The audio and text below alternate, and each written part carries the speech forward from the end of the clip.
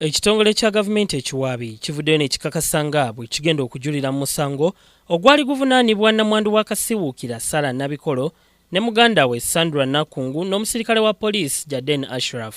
Bagiyita notice of appeal eraga nti tugenda kujulira bagitaddeyo mu kkooti.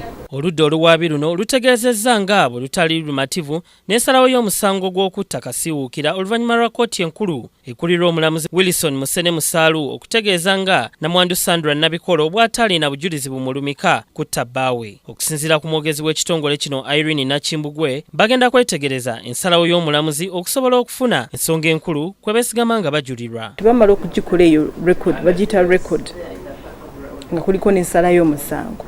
Ne babituweereza naffe ne tubiyitamu kati omwo mwe tujja kiki tugenda okwesigamako nga tujulira.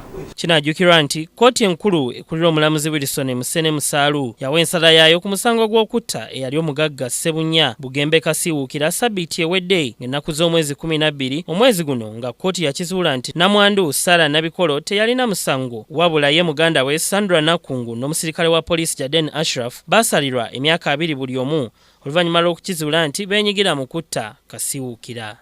Ssenyonga Beka Mulinde, Steven Tulyalugayo, Kingdom TV, amalindirire. This is Kingdom TV.